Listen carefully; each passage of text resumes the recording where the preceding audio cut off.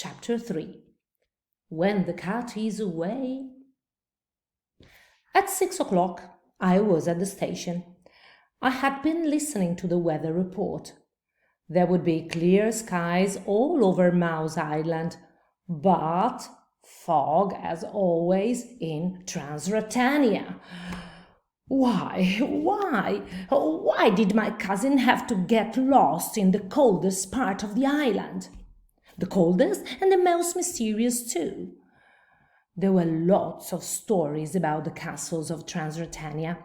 Some believed they were stirring with ghosts. At last, Thea showed up. She was dressed in a smart wool coat with a fake cat fur scarf and matching hat.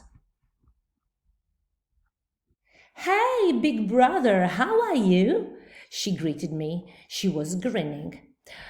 "Awful, thank you," I grumbled. "How will the paper manage without me?" I worried out loud. "You know what they say, when the cat is away, the mice will play."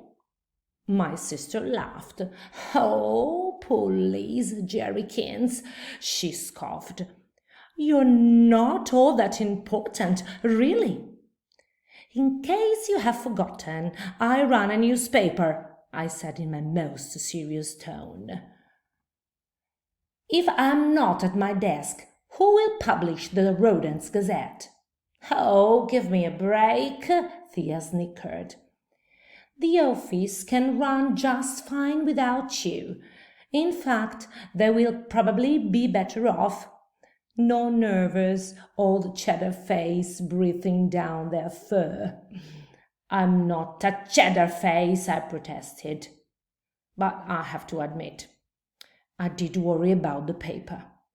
After all, mice everywhere were reading it. By the way, Jerry Tales," Thea interrupted my thoughts, "do you ever read the Daily's Rat? I was reading it the other day, and before my sister could continue, I jumped to my paws. "The Daily Rat?" I squeaked. "How can you read such garbage? You know that paper is written by the slimiest sewer rats in the city. They would rob their own mothers for a good story. They would feed a cat the entire graduating class of Mouseville Elementary if it sold papers. That junk is only good for wrapping up rotten herrings." "Yes, well, that's all very interesting," Thea said.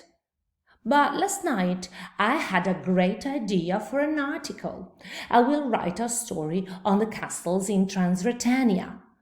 Horror is very in these days, you know," she explained. "Anyway, I've already sold the article, and they paid me a bundle." "What did you say?" Why was I so upset? Well, you see, Thea is a special correspondent for my paper, the Rodents Gazette. Could she really be working for my rivals over the Daily Rat? "What? Are you telling me you want to quit the Gazette?" I squeaked. I felt faint.